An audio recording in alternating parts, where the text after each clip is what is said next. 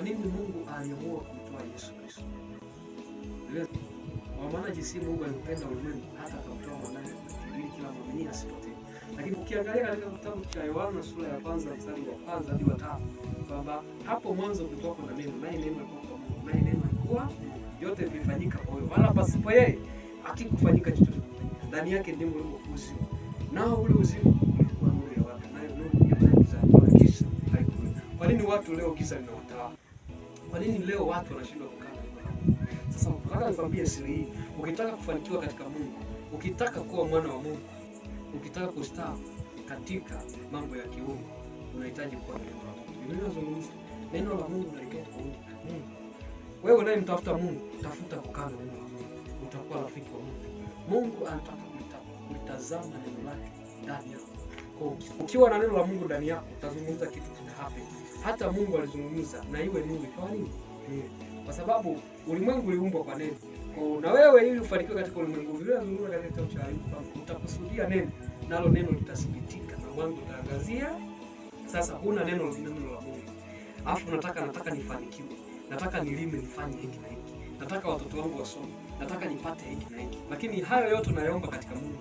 Lakini ili Mungu asipitishi, anahitaji hilo neno likae ndani yako. Wakati unakusudia kutamka, chembe za kiungu ziwe na, yani kuna uungu fulani katika maneno ya kinywa chako na yanaenda kucreate kitu kinaumbika.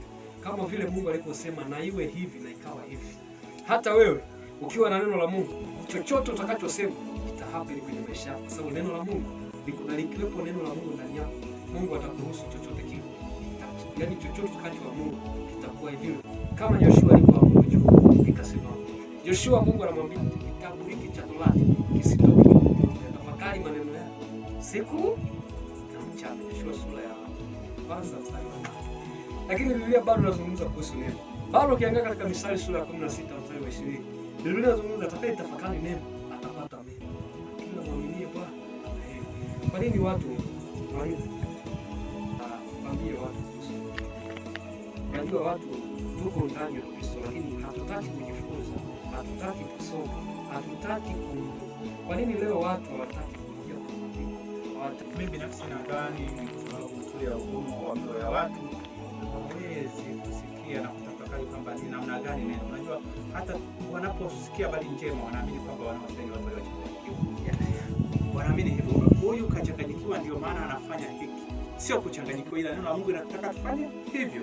Na kama neno la Mungu linataka tufanye hivyo, na sisi ndio aliyetuumba na kaelekeza kwamba tumwabudu yeye, na tunapomwabudu yeye tunamaanisha kwamba yeye ni muumbaji. Kwa maana yeye ndiye aliyeumba mbingu na nini? Na vyote vilivyo. Na kama yeye ameumba vyote, sisi tunao nafasi ya kumwabudu, kumtangaza kama muumbaji. Sana. Nashukuru sana. Neno zuri kutoka.